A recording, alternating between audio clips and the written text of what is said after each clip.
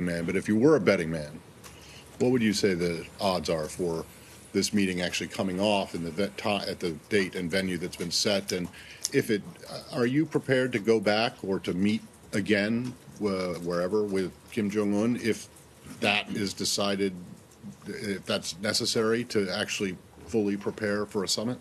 I'll take your second question first.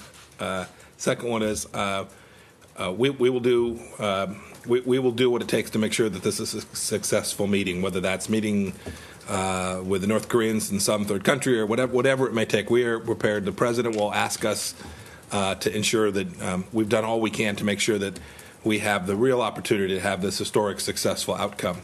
And I'm not a betting man, so I wouldn't care to predict whether it will happen, only to predict that we'll be ready in the event that it does. Mr. Secretary, yes, sir. Thanks very much. There were reports that when you met with Kim Jong-un, you were looking out at a sunset, and he allegedly said, wouldn't it be great if there were American hotels lining the scene? Do you believe that he's open to the idea of American investment in North Korea? And can you also give us your thoughts on what would explain the change in tone from North Korea? The president said he thought China had something to do with this. You mean the tone this past week as opposed to the last week, the correct. trajectory?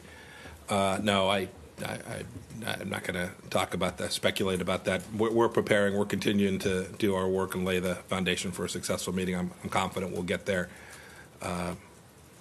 With respect to Chairman Kim, I haven't spoken publicly about the conversations we've had. They were between he and I. But I do have a real sense that he would find American investment, American technology, American know-how of real value to his people. And it's something that he and I had a chance to speak about generally. And I do think it's something that if we get this right and we get the denuclearization right, that America would be quite capable of delivering them with lots of things that would make life better for the North Korean people. Thank you, Mr. Secretary. Hi, Rich. The South Korean government today put the chances at, we're not talking specific numbers here, but they did put it at 99%. I heard that. I heard that's at 99. Is there something that gave President Trump pause in direct conversations that this government has had with the North Koreans? And how would you describe, since you've left Pyongyang, what kind of communication the United States has had with the government of North Korea? Yeah, I won't characterize that. I don't think there's anything that's given us pause. Chairman Kim asked for this meeting. President Trump agreed to undertake it. We worked to find a date and location. We got those set. And since then, we're driving on. It is clear we are working to make sure that there's a common understanding about the contents of what will be discussed.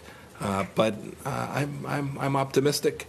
But again, this could be something that comes right to the end, and it doesn't happen. As the president said, we'll see. And I think that's the place that we find ourselves. Francesco from AFP. Yes, so the president said, thank you for doing this. The president said that the summit might be delayed. Are you discussing now the possible new date or it being delayed with the North Koreans? And what are the issues that would prevent it to be on June 12th? Are there logistical or on the things you want to discuss with them? We're still working towards June 12th.